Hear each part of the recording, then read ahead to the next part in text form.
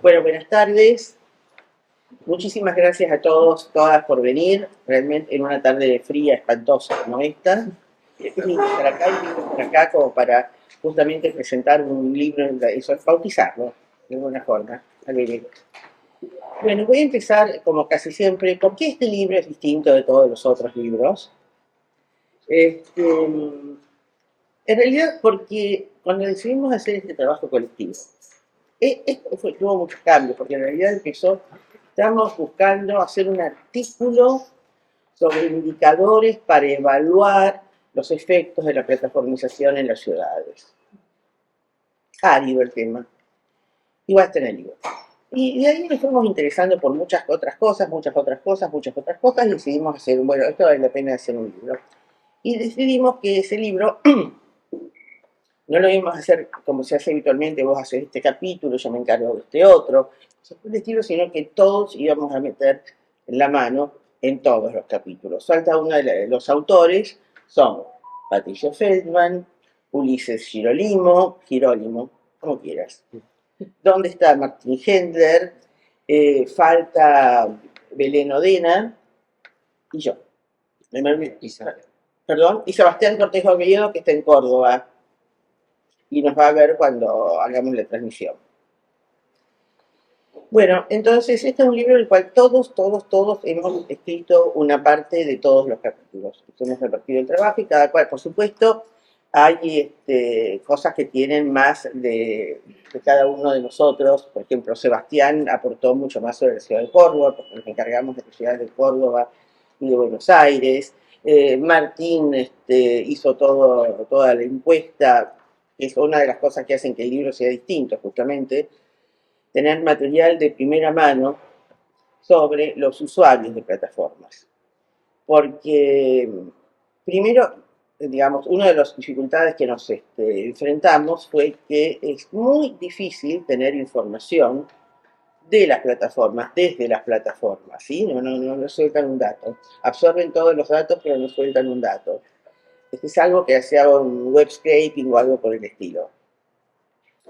Pero bueno, la cuestión es que queríamos hacer un enfoque particular. Se ha escrito bastante, no es una área de completa vacancia. Disculpen que estoy súper ronca y acabo de tomar una pastilla en el taxi. Tenemos un área de completa vacancia. Se ha escrito muchísimo sobre plataformas, pero desde el punto de vista del trabajo, sobre todo de lo que significa como precarización del trabajo. Nosotros queríamos darle otro enfoque, que era lo que nos venimos dedicando desde que este equipo fue creado por Silvia y yo en el año 2002. ¿Cuánto hace? Sí, ¿cuánto hace? En el año 2002 creamos el tema, el programa de investigación sobre la sociedad de la información, y siempre hemos tenido un sesgo hacia la ciudad. Siempre salimos del área justamente de estudios urbanos y nos dedicamos a estudiar el uso de la tecnología con un sesgo en la ciudad. De modo que acá fue lo que hicimos. No voy a escupir los pulmones. Tomar las ciudades de Buenos Aires y Córdoba, las dos más importantes en este momento, y estudiar qué tipo de plataformas eran las utilizadas y qué impactos tenían sobre el uso del espacio social y del tiempo social y sobre las transformaciones también del espacio urbano y territorial. Por razones que ustedes comprenderán, no podíamos estudiar todo tipo de plataformas. Estudiamos las plataformas de comercio, las plataformas de turismo, las de movilidad y sobre todo las de micromovilidad.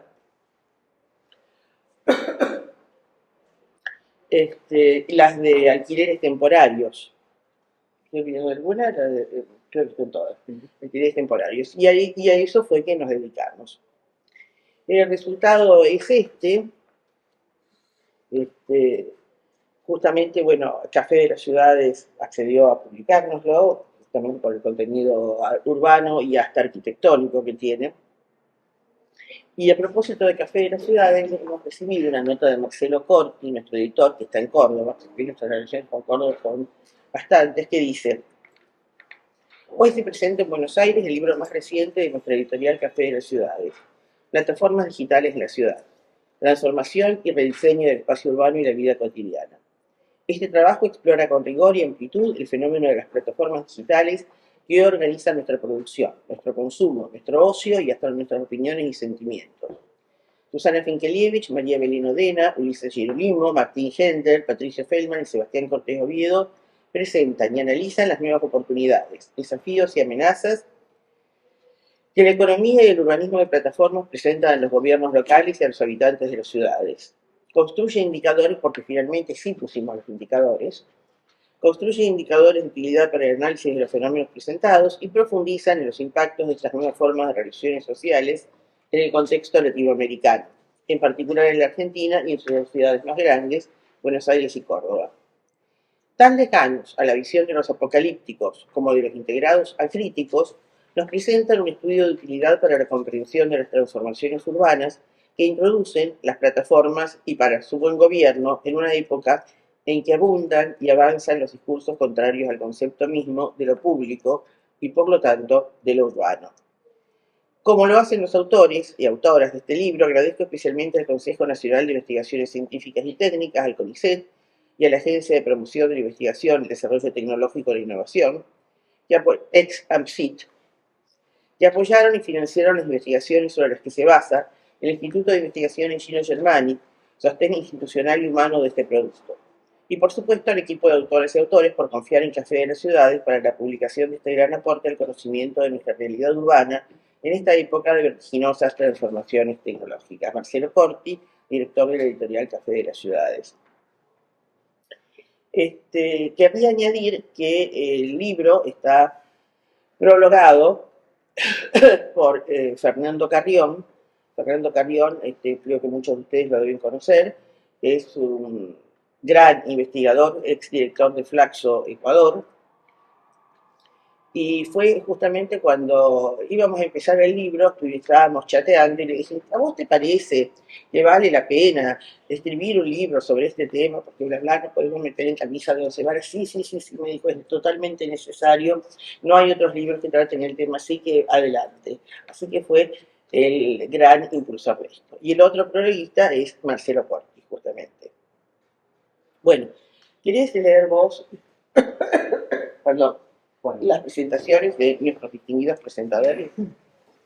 Bueno, dale, si les parece, pasamos como a esta instancia de intercambio. Primero vamos a escuchar a Silvia, a Mariano y a Federico, que gentilmente se tomaron el trabajo de leerlo y bueno, de venir hasta acá y comentarlo, así que les agradecemos mucho.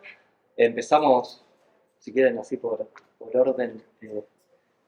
Bueno, las damas. Sí, arrancamos por Silvia. Bueno, Silvia Lago Martínez es socióloga de la UBA, realizó estudios de posgrado en Políticas y Gestión de Ciencia y Tecnología, es profesora de la Facultad de Ciencias Sociales en las carreras de Sociología y Ciencia Política e investigadora del Instituto Gino Germani, donde dirige el equipo de investigación Sociedad, Internet y Cultura, SIC, en el marco de este programa de investigaciones sobre la sociedad de la información.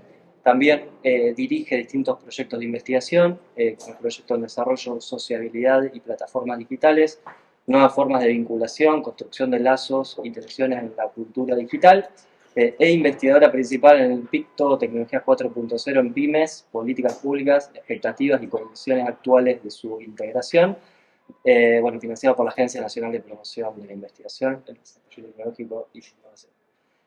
Bueno, parte de la coordinación de la red de investigadores sobre la apropiación de tecnologías digitales, participan en distintos grupos de trabajo en Claxo, y sus temas de investigación incluyen la cultura digital, brechas digitales, políticas públicas, educación y tecnologías, y ciudadanías y activismos digitales. Bueno, gracias. Muchas gracias por la invitación, felicitaciones a todo el equipo por este hermoso libro, muy contenta de comentarlo. Así que un placer verdaderamente estar acá. Aparte, es un espacio de encuentro porque nos vemos poco. Sí.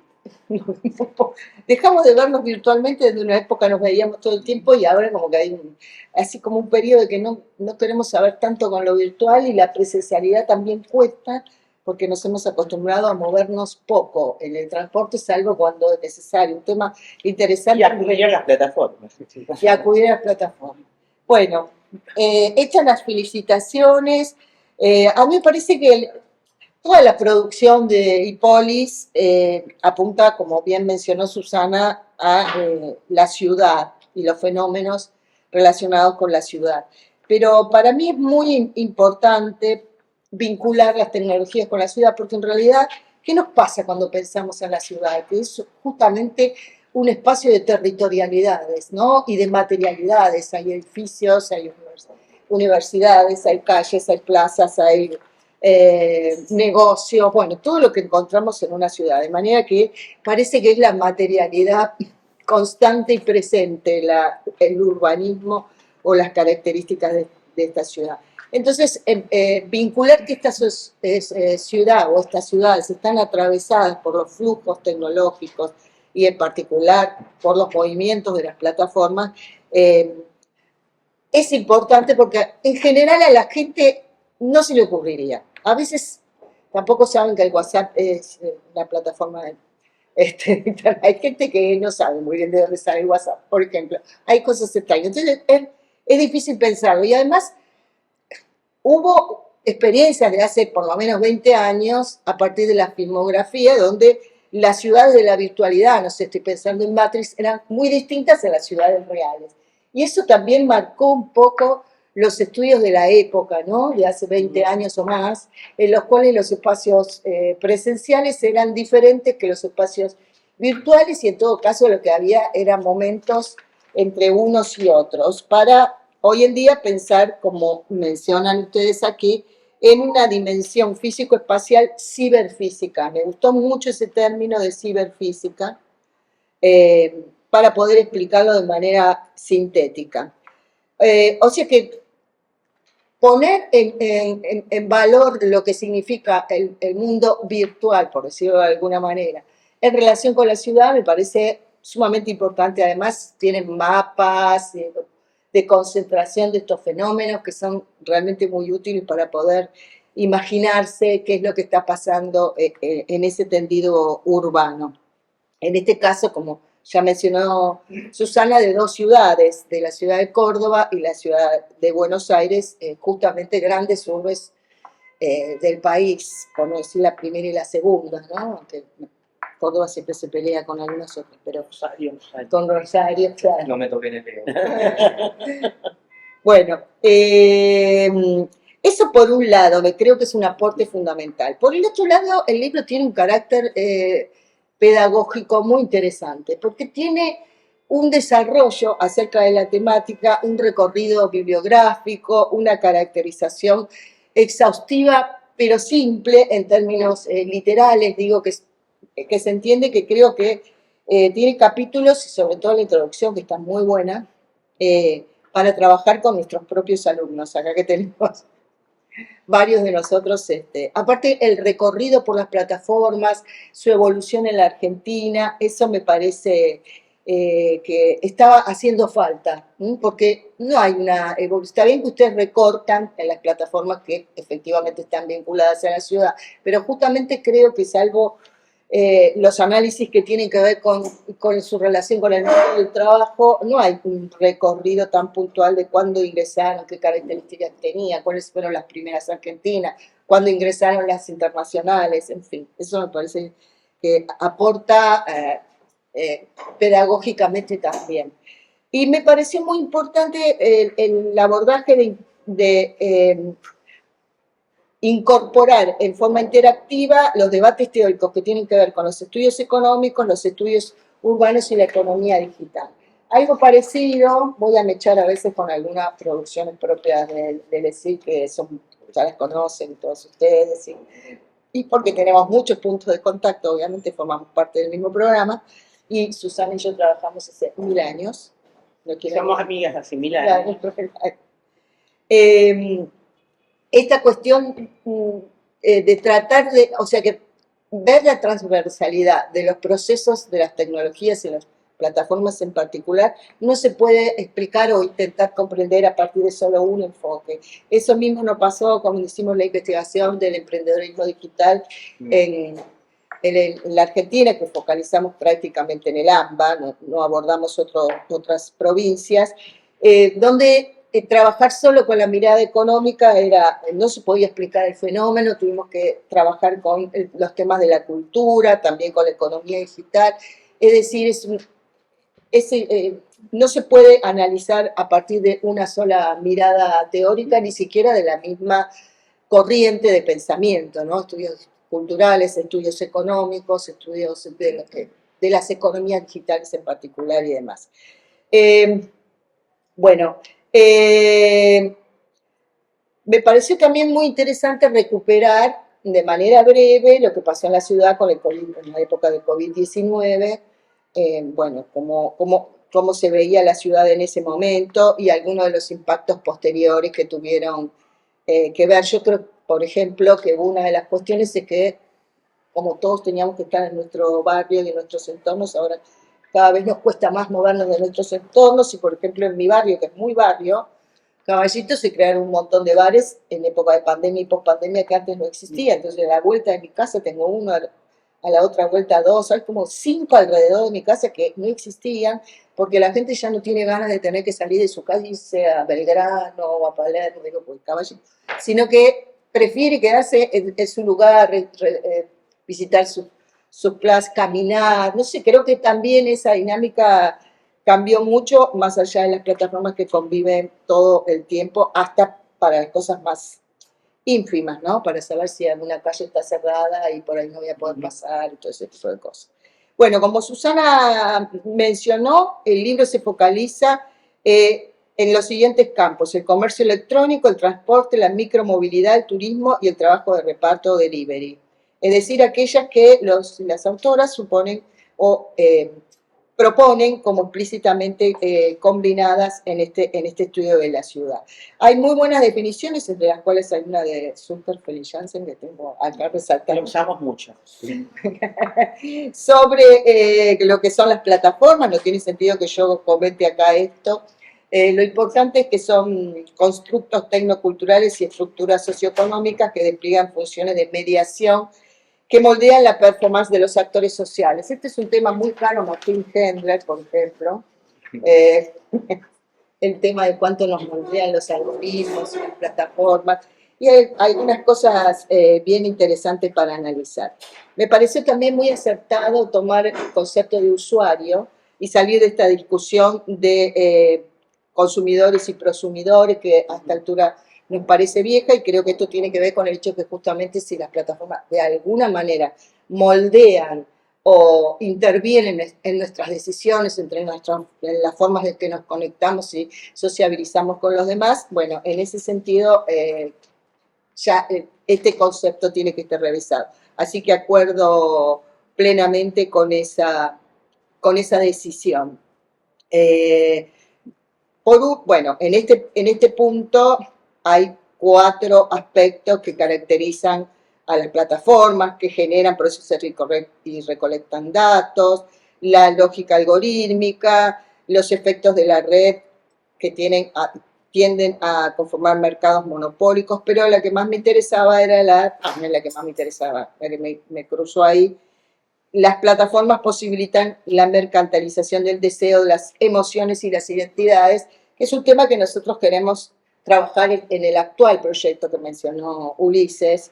Digo queremos porque recién arrancamos este año con ese proyecto, así que está en pleno desarrollo. Y que me pareció, no sé, me surgieron cuestiones que tienen que ver con gente, por ejemplo, que utiliza Tinder y que vos le preguntás, ¿y por qué? Si tenés un mundo a tus alrededores para conocer gente, pero es mucho más rápido. Entonces, si no, tengo que ir a los lugares de encuentro, tengo que ir allá, tengo que ir acá, tengo que pasearme por distintos lugares para conocer gente. Bueno, acá lo hago todo rapidito. Hay algunas, no sé si Tinder, pero algunas de este tipo de plataformas que también completas como un perfil y te dice, bueno, usted tiene un perfil en un 90% correspondiente a esta persona y bueno, intentan machear esas 2 personas a partir de cosas muy generales, ¿no? Lo que parece una total locura. Pero me pareció súper interesante esto de la rapidez. Ya no tengo que ir al cine, a bailar, a los encuentros, todo esto, porque en realidad lo resuelvo y ya lo acuerdo y no sé si todo el mundo piensa lo mismo, pero es una forma de explicar por qué el éxito de este tipo de plataformas. Bueno, me parece sumamente interesante. Ustedes saben que yo soy socióloga y que he dado durante años metodología de la investigación en las carreras en las que estoy, y hablar de la medición es algo muy importante para mí. No es tan fácil explicarle a los alumnos cuando decimos que es medir. A ver, medir es tratar de encontrar operacionalmente aquello que es abstracto o en todo caso complejo, y necesitamos efectivamente poder acercarnos a esa realidad. Bueno, así que me parece un aporte sumamente interesante toda la elaboración sobre pensar cómo medimos estos fenómenos. Respecto de la metodología cual y cuantitativa, como mencionó Susana, se hizo una encuesta. Acá dicen que el periodo es entre el año 2016 y 2022, pero creo que no, es hasta el 23, porque la encuesta se hizo entre marzo y abril del 23. Sí. Bueno, es muy riguroso todo el trabajo que hicieron en cuanto a la búsqueda de biografía, la presentación de distintas concepciones, criticando algunas, cooperando o en acuerdo con otras, etc. Bueno, luego, no quiero recorrerlos todos porque es un poco extenso, igual yo los leí todos los capítulos y los comenté. Son 8 capítulos, está estructurado en 8 capítulos. El último es la conclusión y distintas reflexiones. El primero de ellos es el que desarrolla la evolución de las plataformas digitales en Argentina, que me parece muy interesante. Aparte, aparece discriminado el gobierno de Macri, 2015-2019, que para nosotros en nuestro estudios sobre emprendedores también fue muy importante, porque en la época Macri se creó la ley de emprendedores, la posibilidad de generar una empresa en 24 horas, bueno, se acuerdan de todo aquello que surgió en ese periodo, en donde efectivamente la promoción del emprendedorismo era como muy fuerte. De hecho, nosotros habíamos hecho un trabajo de campo en un encuentro de Endeavor que lo abrió Larreta y lo cerró Macri, o sea que había una apuesta fuerte. Bueno, ya sabemos quiénes están en esa ONG de Endeavor. Los unicornios más importantes de la Argentina, si no todos. Y otra cosa interesante que también tiene mucho que ver con lo que nosotros trabajamos es que todos estos fenómenos y la incorporación de las plataformas y qué tipos de plataformas y cómo tienen determinadas condiciones de posibilidad, ¿no? Y se hace un raconto de las características que tenía el mercado de trabajo en el momento que va creciendo, por ejemplo, las plataformas relacionadas con el delivery, ¿no? Y también las de movilidad, sobre todo Uber y ese tipo de cosas. Y también coincide bastante con lo que nosotros habíamos investigado, ¿no? Entonces estábamos trabajando con industrias culturales, pero la verdad, cuando hablabas con alguien que decía que era empresario, no te sentís como un empresario de sí mismo. Bueno, pero de todas maneras, si yo trabajaba en la industria con un sueldo, también era precario, me pagaban menos, o sea que las condiciones se dan también porque los mercados están completamente deprimidos. Es un poco lo que pasa con los rapitenderos, ¿no? Esta lógica que uno dice, bueno, ¿cómo puede ser? Es un trabajo sin ningún tipo de resguardo, nada. Sin embargo, muchos de ellos están conformes con esa situación de la vida. Y aparecen estos interrogantes interesantes. Bueno, capítulo 2, me pareció muy importante, de hecho acá imprimí, habla de la clasificación de las plataformas digitales según el modelo de negocio. Hay varias clasificaciones, de hecho acá colega que está a mi lado también ha trabajado en una tipología, me pareció que es muy exhaustiva y vuelvo a reiterar, interesante para trabajar en las clases, basado en la identificación del Parlamento Europeo de 3 principales modelos de negocios y como gran paraguas que luego se va subdividiendo y agregando especificidades. En el capítulo 3 se profundiza en las plataformas relacionadas con turismo y alojamientos temporarios, y acá aparece un tema que en la Argentina está comenzando a verse mucho más recientemente, pero que en otros países es un tema de debate en las legislaturas, que es precisamente el desplazamiento de los inquilinos de los barrios que poseen atractivos turismo hacia otros lugares, ¿no? En España han desplazado edificios enteros en zonas hoy turísticas, no sé, en otro hora barrios marginales, como el Raval, por ejemplo, y esos edificios se convirtieron por completo en edificios de alojamiento turístico. Bueno, fue una de las razones que se esgrimieron para modificar la ley de alquileres, ¿no? Que efectivamente no había oferta porque la verdad convenía mucho más alquilarlo de manera temporaria que alquilarlo por 3 años, que en ese momento era el contrato, ahora es como acuerdo de parte, puede ser por 3 meses, cada 3 meses de que está pensando, ay, a ver con qué me voy a encontrar, pero es interesante porque de todas maneras este modelo de negocio también empieza a ofrecer algunas fisuras, en tanto, por ejemplo, Buenos Aires en particular deja de ser muy atractiva económicamente, que era muy barata, para pasar a ser muy cara. Entonces ya el turismo no viene. O sea que esto tiene sus idas y venidas, y también he leído en algunos artículos que en algunos lugares, como en Estados Unidos, también está pasando eso. Empiezan a aparecer lagunas o agujeros en estas tendencias, como muchas otras relacionadas con las plataformas, ¿no? Esto, por supuesto, profundiza la desigualdad dentro de las áreas urbanas de las grandes ciudades que son principalmente turísticas. En el capítulo 4 se abordan los impactos urbanos de la plataformización. Me pareció sumamente interesante no pensar solamente en los recorridos turísticos y cómo se mueven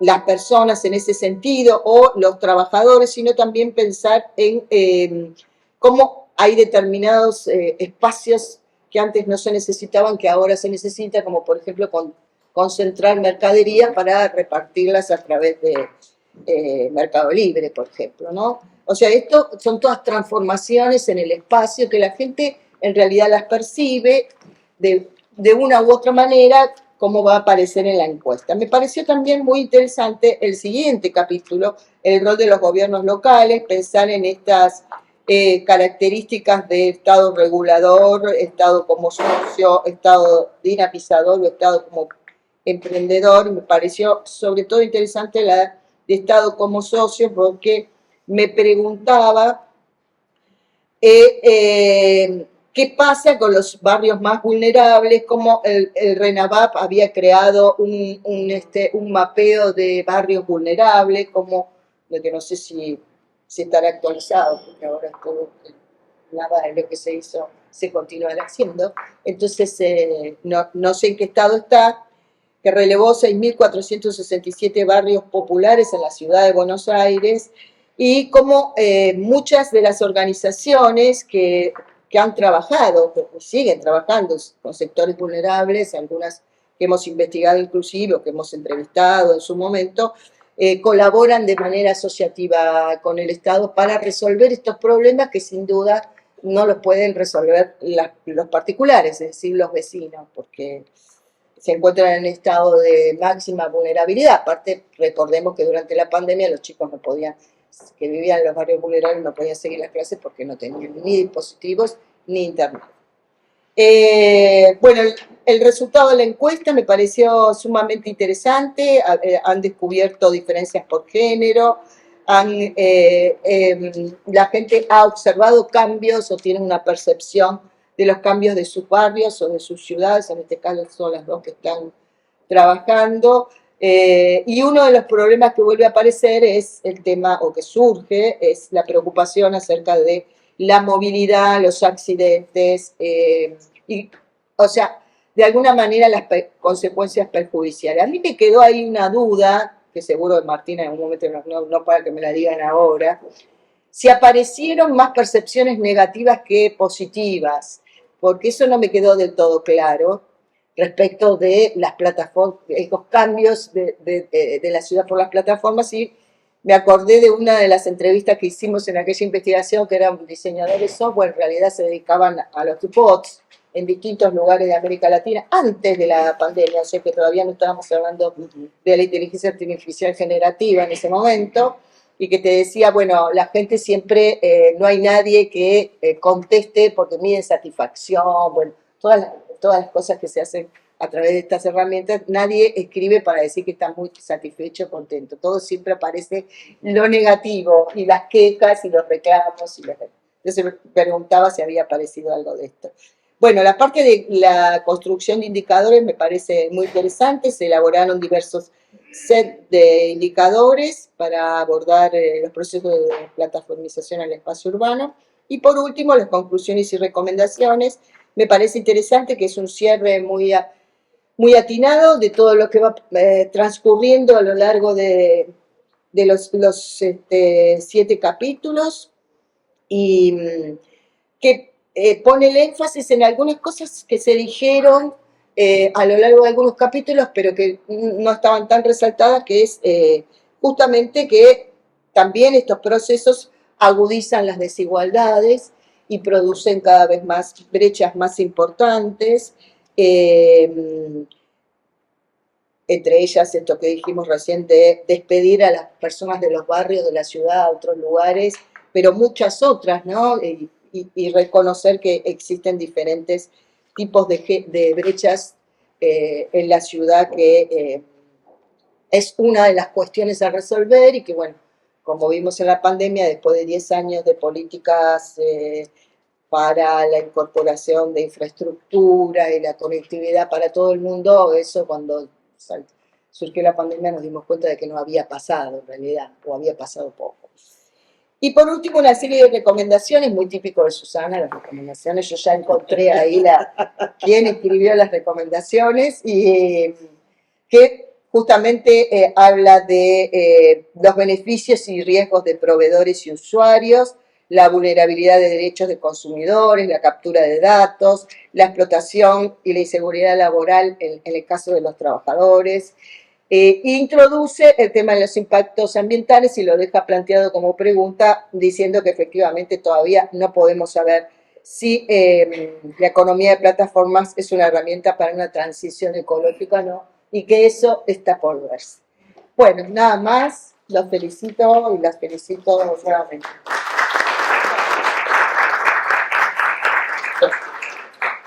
Bueno, muchísimas gracias, Silvia, por tus comentarios. Bueno, ahora, si les parece, lo escuchamos a Mariano. Mariano Zuckerfeld es doctor en Ciencias Sociales de Flaxo, magíster en Ciencia Política y Sociología, también de Flaxo, y licenciado en Sociología de la Universidad de Buenos Aires.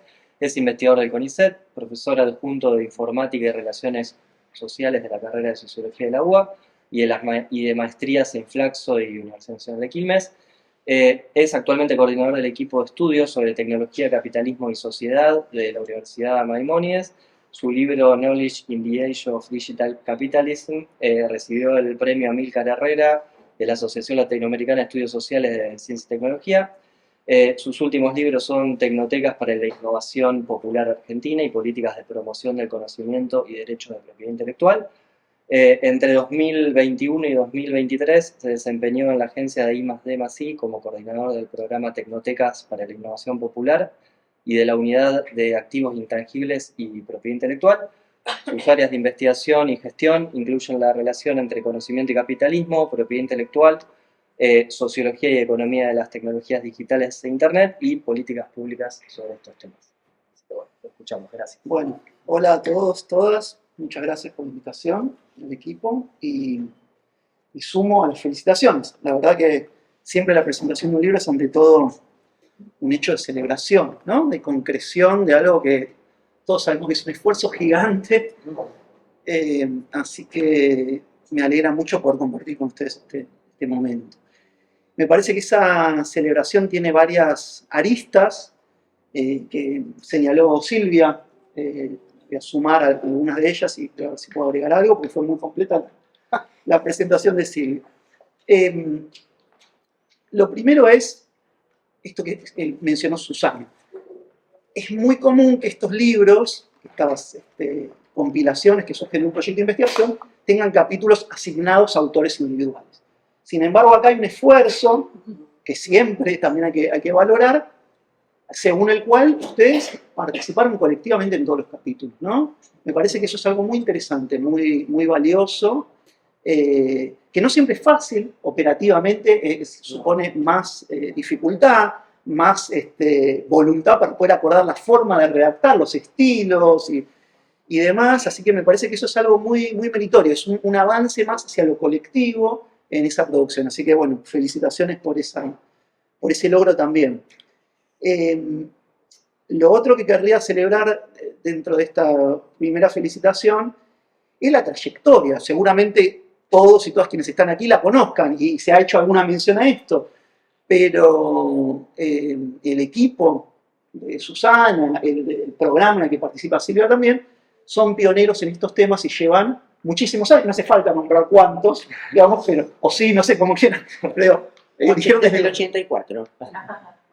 Bueno, antes de que alguien pensara en Internet, 11 años antes de que Internet se volviera comercial, ya estaban pensando estas cosas. Entonces, en un país como el nuestro, en una institución como las nuestras, que tiene muy poca continuidad, donde es difícil mantener líneas de investigación, en un rato voy a volver a hablar sobre esto, me parece que es muy importante haber podido sostener esa continuidad y ver también, yo ya con ciertos años, tengo solo 20 años investigando estos temas, que es nada al lado de Susana, pero sí lo suficiente como para ver la formación de nuevas generaciones que Susana y Silvia han llevado adelante, y bueno, todo el equipo también, ¿no?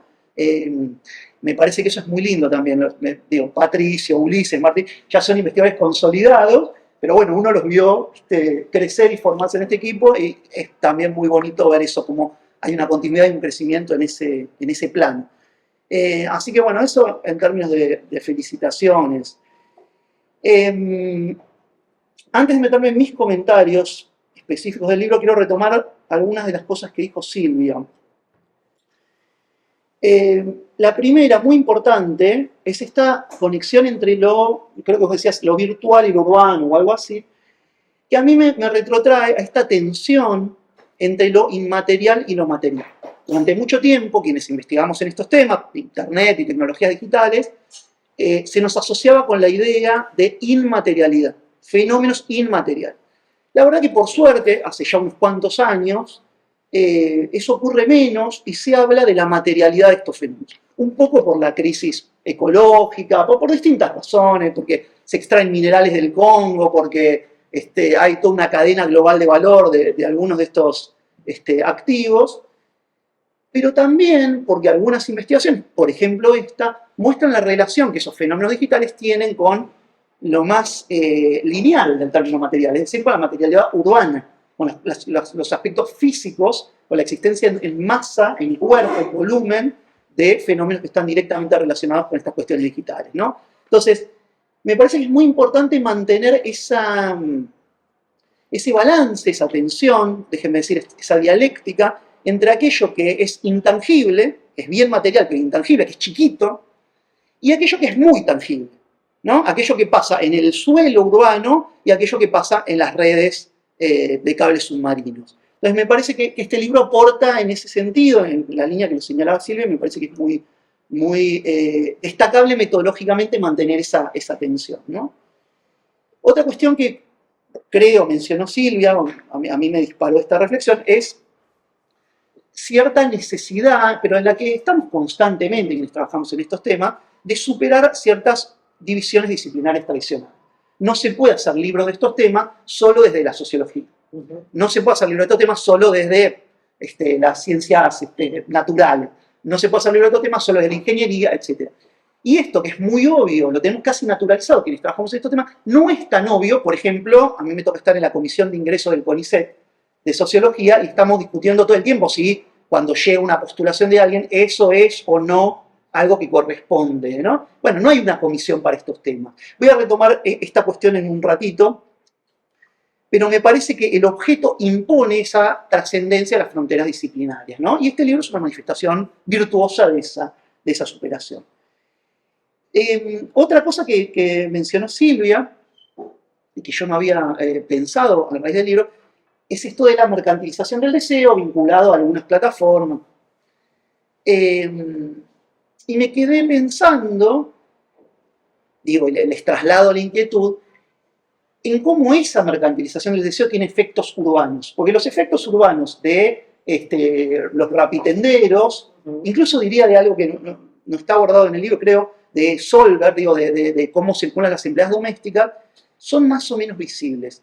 Pero los efectos de dónde la gente se reúne, ¿no? Digamos, cómo cambia la espacialidad de los encuentros sexoafectivos, sentimentales, etcétera, en relación a las plataformas, me parece que es un tema urbano atractivo, que yo desconozco por completo, pero que el comentario de Silvia me llevaba a pensar, ¿no? Porque incluso en la literatura que estudia estos temas, por ejemplo, Eva y Luz, no aparece la dimensión urbana específicamente abordada, ¿no? Entonces, tal vez sea un apunte interesante. Quinto, en relación a los comentarios de Silvia, o cuarto, perdón, pensaba esto, si uno divide, como a mí o a algunos nos gusta pensar a la historia del capitalismo en 3 etapas, digamos, en que y que vivimos más o menos de mediados de la década del 70, un capitalismo informacional, como dice Castells, o un capitalismo digital o cognitivo, etc. Y a su vez distinguimos ahí adentro, como suele hacerse, 2 subetapas o 2 fases, que una dura más o menos de los 70 hasta 2005 y otra de 2005 hasta ahora, más o menos. Los impactos visibles en términos urbanos de las plataformas, que estuvieron casi desde siempre, son de esta última fase, ¿no? Más o menos desde mediados del 2000 para acá. Quiero decir, el hecho de que haya pibes de Rappi tirados en una calle que modifiquen la forma en que uno circula por la ciudad es algo que se volvió muy obvio hace no tanto tiempo, ¿no? Digamos, es un fenómeno de cierta etapa.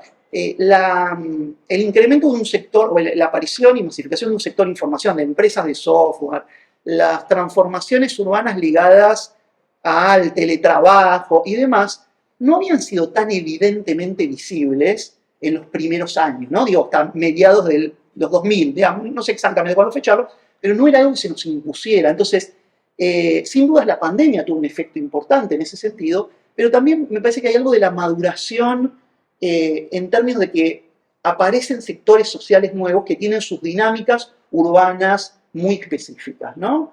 Entonces, me parece que eso también es interesante de ser asociado a la aparición de un actor político. Ahora voy a volver un ratito sobre esto. Voy diciendo siempre en un ratito, no voy a hablar tanto, pero que me quedan un par de cosas. Estos chicos de Rappi o estas personas que alquilan a través de Airbnb, que son proveedores de servicios intermediarios o que son propietarios, aparecen como actores políticos novedosos. No son actores políticos que estuvieran contemplados en las relaciones políticas, en las representaciones tradicionales de la Argentina y del mundo. Pero en la Argentina esto se va a expresar de una forma bastante clara en términos urbanos, en su visibilidad, y en términos políticos en el gobierno actual que tenemos, ¿no? Digamos, hay unos cuantos estudios que mencionan esto, pero lo que quiero decir es que la visibilidad urbana tiene un correlato político también, ¿no? Mayor, menor, más complejo, etcétera, pero me parece que es importante también pensar esa visibilización urbana, ese poder de los cuerpos en un espacio público, también para ayudarnos a entender qué es lo que pasa en términos de representación política, ¿no? ¿Quiénes representan las demandas de estos actores? Silvia decía algo que en lo que concuerdan estos estudios hace muchísimo tiempo. Muchos de estos actores, incluyo a los trabajadores de software, a los trabajadores, no sé, ahora nosotros hicimos una comparación una encuesta entre trabajadores de software, de diseño, de empleo doméstico, de reparto y, me está faltando algo, de audiovisuales, no sé si lo dije. Todos ellos coinciden en que no se sientan representados por las instituciones del periodo industrial. Los sindicatos no son una opción deseable. Buscan otras representaciones políticas. Y me parece que los actores de las plataformas están buscando una representación política. Y me parece que muchas veces los actores que tenemos determinada visión política, en mi caso, no quiero hablar por ninguna otra persona, pero digo, en mi caso, que no coinciden, por ejemplo, con las que tiene el gobierno nacional actual, no hemos sabido dar un cauce, no hemos sabido dar una vía de representación de las demandas de estos actores que sea novedosa, que sea distinta a las tradicionales. Entonces me parece que pensar lo urbano nos obliga también, nos conduce a pensar las representaciones políticas, ¿no? Bueno, ahora, dejando estos comentarios en relación a las sugerencias de Silvia, agrego algunas cosas que había pensado previamente. Bueno, yendo a esto, que vuelvo un segundito a lo de la celebración, me olvidé una cosa muy importante. mencionaron 2 veces a la agencia dando subsidios para que esto se pueda concretar. Bueno, eso hoy no es más posible. Entonces, vamos a decirlo con mucha claridad. Estamos en un contexto en el cual hay una política que destruye la ciencia y la tecnología argentina mediante la negación de subsidios que ya han sido otorgados, que la plata está disponible, no me quiero meter en detalles, digamos, financieros, pero la agencia I+D+I quedó con un superávit importantísimo, quedó con muchos recursos propios y con recursos, con contratos firmados con organismos internacionales. ¿No? Nuestro pasa eso. Por ejemplo, eso yo les puedo hablar largamente, digo, no me quiero extender con este tema que me apasiona, pero les puedo contar de este programa de Tecnotecas para Innovación Popular, que tiene un financiamiento muy importante del Banco Mundial y que, sin embargo, las juventudes populares de la Argentina no pueden acceder a edificios con las mejores tecnologías porque este gobierno no se decide a honrar contratos que han sido firmados. No estábamos diciendo de generar para el Tesoro Nacional un perjuicio o un nuevo compromiso. Pero más allá de esto, digo, en líneas generales, estamos en el marco de una política que ataca de forma directa, llana, brutal a la ciencia argentina y que hace que iniciativas como esta es muy difícil que se hayan concretado al futuro. No sé cómo es la situación de ustedes, pero en mi caso tengo proyectos a cargo, los fondos simplemente no los están bajando cuando están disponibles. Exacto. Entonces, estamos en una situación que creo que no podemos dejar de mencionar, ¿no? Digo, necesitamos pensar las dos cosas. Esto de que decía antes, cómo nosotros, quienes yo al menos me siento responsable de no haber generado alternativas mejores para algunos de los actores que estudiamos, y mejorar las propuestas que hacemos, y por otro lado, reclamar por el cumplimiento de una política mínima de ciencia y tecnología que no destruya todo lo bueno que se acumuló. Digo, yo antes señalaba, lo que hicieron Silvia y Susana por mencionar a 2 personas aquí, bueno, no hubiera sido posible si no hubiera habido una agencia. También sin un CONICET, sin un Sherman, etc. Pero con todas las limitaciones del caso, el sistema de ciencia y tecnología de nuestro país ha permitido que libros como este, que muchos libros se concreten. Bueno, eso está amenazado hoy en día, ¿no? Necesitamos actuar para que esto se mantenga y para que crezca y para que mejore, ¿no? Bueno, yendo al libro, algunos comentarios, la verdad que Silvia ya dijo de forma muy precisa varias cosas, resalto algunas nada más. Me pareció muy buenas las tablas en general, muy pedagógicas, muy claras, muy sistemáticas. Por ejemplo, la tabla 1 en el capítulo 2, tipología de los modelos de negocios que tienen las plataformas. Eso es algo que quizás uno utiliza algunas de esas expresiones, pero yo no conocía una tabla en donde estuviera sistematizado y es muy útil efectivamente para cursos de grado y también de posgrado, me pareció que era muy bueno. En la tabla 4, el rol de los estados, ustedes lo pusieron con los estados subnacionales, ¿no? Respecto a la plataforma, pero eso bien uno lo puede pensar para los estados nacionales, digo, en general, me parece que eso es muy, muy interesante. Ahí quizás a mí me surgía pensar cuándo esos roles favorecen las plataformas con fines de lucro y cuándo actúan los estados, digamos, sin fines de lucro, ¿no? Generando algunas plataformas. Me parece que ahí, digamos, hay una piola de la cual se puede tirar. No sé si esta es una metáfora muy vieja, pero creo que se entiende. Lo paso muy rápido todo esto, ¿no? El capítulo 6 de los resultados de la encuesta, que me parece muy bueno, también apostar a la investigación empírica, no solo a la revisión literaria, sino a hacer trabajos de campo. A mí el dato que más me llamó la atención o me interesó es algo muy simple, pero la disminución del uso del transporte público por las plataformas, ¿no? Hay un porcentaje importante de gente que reconoce que ha disminuido, y eso tiene consecuencias de política pública importantes, ¿no? En un sistema como el nuestro que tiene muchos subsidios al transporte público, pero nada, me parece que hay muchos resultados interesantes. En el capítulo 7, otra cosa que me parece interesante es esto de destacar la búsqueda y la necesidad de indicadores. También parece algo relativamente obvio, pero no ocurre siempre que se reivindica la importancia de los indicadores, ¿no? Generemos insumos empíricos que permitan tomar decisiones de una forma seria, sistemática, empíricamente basada, así que me pareció muy bueno. Después quiero hacer un comentario o dos sobre el marco en el que esto ocurre, y con eso concluyo. el marco, no sé si decir epistemológico. Estamos en el Germani, estamos en la Facultad de Ciencias Sociales de la UBA, estamos varios de nosotros vinculados a la carrera de Sociología de la UBA, que está discutiendo su plan de estudios, ¿no? La verdad que todos creemos que hay muchos temas que son importantes. La carrera de Sociología, la Facultad de Ciencias Sociales, el Germani, se destaca por su pluralidad. Hay una miríada de temáticas, pero yo quiero decir algo incómodo, y es, no son todos los temas igual de importantes. Hay momentos en los que hay que decidir que algunos temas son más importantes que otros. Eso sin ser despectivo, sin ser prejuicioso, sin negar el valor que puede tener la pluralidad, pero una institución tiene que tomar decisiones en términos de que algunas cosas son más importantes que otras. Y yo creo que los temas de las tecnologías digitales e Internet son más importantes que otros temas.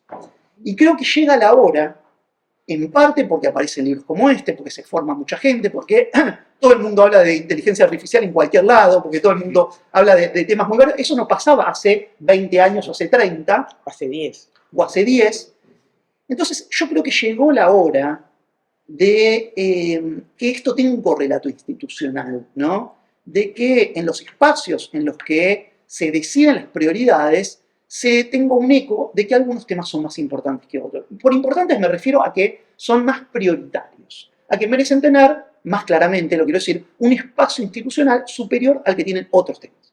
Entonces, me parece que es el momento de que en la carrera de Sociología, no quiero meterme en la vida interna de Germania, que es una institución a la que no pertenezco, pero en la Facultad de Ciencias Sociales a la que sí pertenezco me parece lo mismo, porque no ocurre solo esto en la carrera de Sociología, sino también en otras carreras. Es el momento de que pongamos en valor producciones como esta mediante su reconocimiento institucional en términos de su jerarquización, ¿no? Nosotros no tenemos, por ejemplo, digo, por dar solo un comentario simple, en el doctorado en Ciencias Sociales no tenemos orientaciones vinculadas a estos temas. ¿Cómo puede ser? ¿Cómo puede ser que tenemos montones de alumnos que hacen el doctorado, que estudian estos temas? Me toca, insisto, en la comisión de ingresos del CONICET a la carrera, que está lleno de gente que presenta estos temas, y no hay materias específicas, o hay alguna cada tanto. Entonces, son temas que están institucionalmente subvaluados, y me parece que es muy importante que podamos avanzar en ese sentido, ¿no? Me parece que la producción tan importante de este programa, de estos equipos, este libro y muchos otros, nos conminan en algún sentido a las personas que trabajamos en temas similares a bregar porque eso tenga un reconocimiento, una prioridad institucional mucho, mucho mayor, ¿no? Y con esta incomodidad que supone. Porque parecía que uno dice, bueno, no, tu trabajo, a un compañero, un compañero que estudia otros temas, tu trabajo no vale. No, sí, vale muchísimo.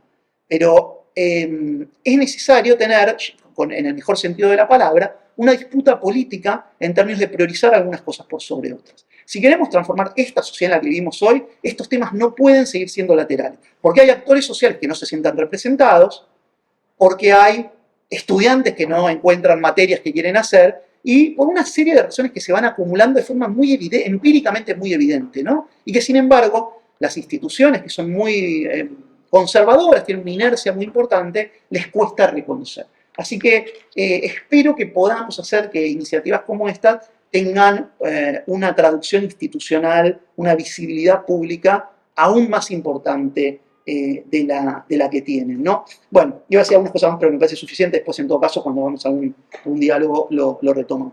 Felicitaciones, entonces, a los autores y autoras, y en particular a Susana por esta red.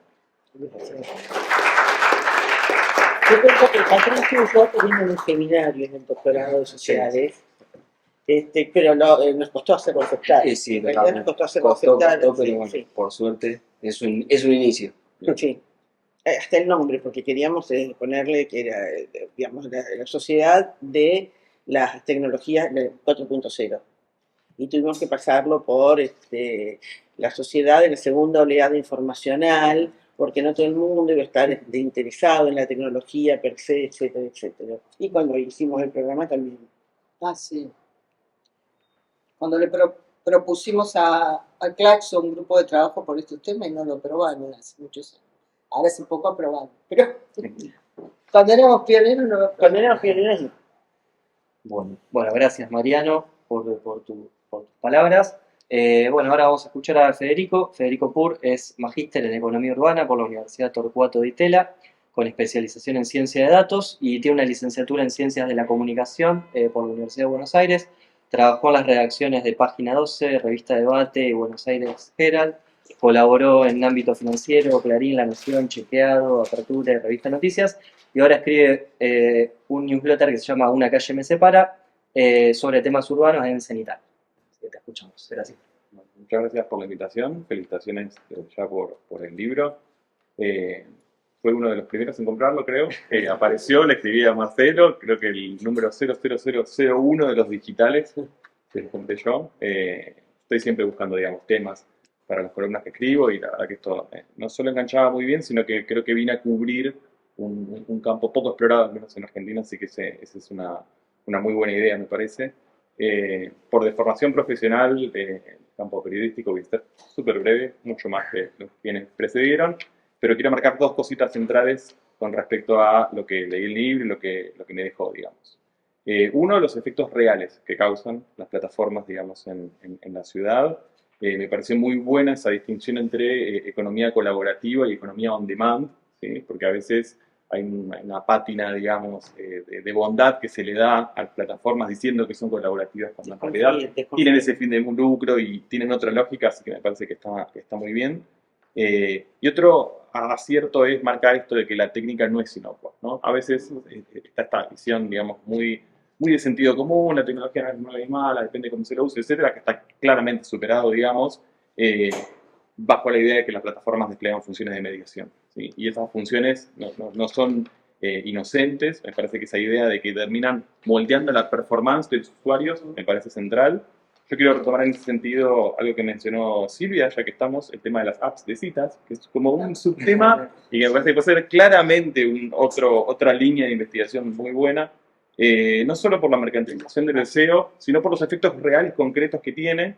Yo lo pensaba con un ejemplo que es cuando uno conoce a alguien en la vida real, no sé, se pone a salir, demás, y después aparece una pregunta, por ejemplo, sobre su localización, sobre su ubicación. ¿Dónde vive? ¿En Pilar? ¿Dónde vive? ¿En General Rodríguez? Bueno, no importa, listo, nos veremos, nos organizamos. Las apps de citas tienen filtros de rangos en kilómetros. Entonces, uno entra y ya de entrada le preguntan qué tan lejos tenés ganas de ir con tu deseo, y decís 10 kilómetros, listo. Todo el resto del mundo quedó sombreado por fuera del campo de lo que es posible, digamos, porque, digamos, hay gente que no conoces, con lo cual ahí tenemos un ejemplo que no está mencionado en el libro, pero que es una linda línea para seguir. Yo tenía algunos ejemplos con preguntas que los mencioné en la reseña, pero también me parece bueno recuperar. ¿Qué pasa cuando tu bar queda adentro de un área de interés? Google Maps tiene zonas sombreadas, entonces de pronto hay un Palermo que es un Palermo, no sé, y hay un Palermo que es un Palermo donde acá pasan las cosas, ¿no? Y tu negocio queda ahí, es un dato. ¿Qué pasa cuando tu restaurante recibe una crítica muy negativa en TripAdvisor y queda mal rankeado, digamos? ¿O qué pasa si tu bar queda entre los top 10 de un determinado barrio, ahora que se ponen de moda ciertas otras cosas? ¿Cómo se propulsa esta idea de que primero aparecen en las plataformas y luego otros medios? No sé, Time Out dice, Villa Ortúzar ahora es el nuevo barrio de moda, y en base a qué hacen eso, el top 10 de TripAdvisor de cafés en tal zona. Eso tiene efectos reales que probablemente, eventualmente deriven, como decía Silvia, quizás en desplazamiento u otros fenómenos también urbanos muy concretos. Y el otro creo que tiene que ver con esto del uso de la infraestructura, ¿sí? Y esto que decía Mariano sobre la falsa inmaterialidad de las cosas, ¿sí? Las apps, y esto está bien mencionado en el libro, aprovechan y yo diría vampirizan el hecho de que las grandes ciudades tienen una gran densidad poblacional y tienen proximidad espacial a los consumidores y hacen uso, por más que sean muy virtuales, de los fierros, lo digo mal y pronto, pero que tienen las ciudades, ¿no? El hecho de que los rapitonderos usen las ciclovías es un uso de una infraestructura existente sobre la cual las plataformas no son obligadas, digamos, a contribuir en eso, y esto se está discutiendo en otras ciudades y creo que acá no llegó. Y yo en la reseña lo dejaba con el caso de los locutorios, que me parece un buen ejemplo, digamos, de cómo las transformaciones tecnológicas operan en la materialidad de las ciudades. Yo tenía 2 locutorios en mi barrio, en los 90 eran locutorios. La gente iba a hacer llamadas de larga distancia. En un momento se reconvirtieron y fueron cibercafés. Entonces tenían computadoras, uno iba a conectarse a internet, pagaba $1 por hora, más o menos hablaba con alguien, y ya en el último tiempo se habían reconvertido como puntos hop, ¿no? Como le dicen en Mercado Libre. Entonces son básicamente lugares de depósito en áreas centralmente ubicadas de las ciudades donde se aprovecha el uso, el desuso que se le dieron esas otras tecnologías, digamos, por efecto del avance técnico, y se van reconvirtiendo en esos espacios. Y otro ejemplo que me parece que también tiene que ver con los ejemplos, en este caso negativos, digamos, en la ciudad, es algo que está apareciendo mucho en las capitales europeas, pero que también se empieza a ver acá, que son las llamadas dark kitchens, ¿no? O los dark stores, que son básicamente lugares que son ya simplemente de dejar, digamos, de descarga o de punto de levante, de pick-up o de pasar a buscar cosas que están ubicados en el centro de las ciudades y que ni siquiera tienen ya lo que aportaba a la ciudad, que era la vidriera, ¿no? Entonces hay negocios donde simplemente son lugares donde alguien va a buscar algo, o un pedido, un correo, algo que se mandó a hacer. Y en el caso de las dark kitchens son básicamente cocinas que no son más restaurantes, son cocinas que usan la marca del restaurante. Entonces uno cree que se está pidiendo un bife en Don Julio y en realidad está hecho en un sucucho de 2x2, digamos, y el logo está puesto a disposición, pero además creo que tiene ese efecto que me parece que no es inocuo de generar espacios que a efectos prácticos son vacantes. Cuando uno va por la vereda y pasa por un lugar que está como una especie de lugar tapiado u oscuro, por eso hay dark kitchen, digamos, me parece que también genera ciertas degradaciones en el centro de la ciudad. Lo último que quería aportar, en mi tesis de maestría de economía urbana, yo analicé un poco lo que habían sido los efectos del impacto del trabajo remoto durante la pandemia en Buenos Aires. Y ahí sí quería retomar algo que dijo Silvia, que era la posible aparición de nuevos subcentros. Creo que vos lo habías mencionado con el caso de Caballito, pero nosotros hicimos una encuesta a 2.500 personas de la Ciudad de Buenos Aires que vivían y trabajaban en la Ciudad de Buenos Aires y les preguntamos qué hacían en febrero de 2020, antes de la pandemia, qué estaban haciendo en noviembre de 2020. Noviembre de 2020, si recordarán, era justo el periodo entre el DISPO y el ASPO, pero básicamente llevábamos 6 meses, digamos, de encierro, y se le preguntaba ¿dónde vivís y dónde trabajás? Asumiendo que se vive en el mismo lugar, bueno, ¿dónde estabas trabajando? ¿Estabas trabajando de tu casa o estabas trabajando de manera remota? Toda esa gente que comenzó a trabajar de manera remota, intrasemana, cambió sus hábitos de consumo con respecto a dónde compraba en un restaurante o dónde iba al mediodía a comprarse el almuerzo, dónde hacía la tintorería, dónde hacía los gimnasios. Y eso está muy atado a algo que es muy propio del mundo post-pandemia, en muchas ciudades, pero en particular en Buenos Aires, que es la degradación del microcentro.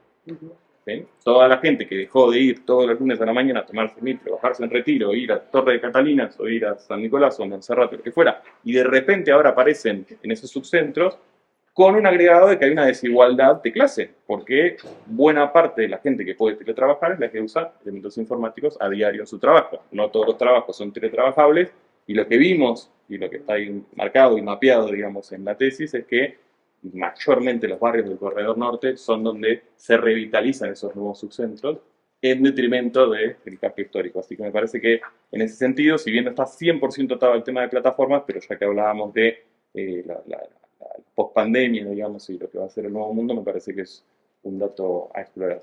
Creo que es todo. Saludo de vuelta el aporte del libro y, como digo, las nuevas puntas de investigación que sin duda disparará, y espero el libro de Tinder.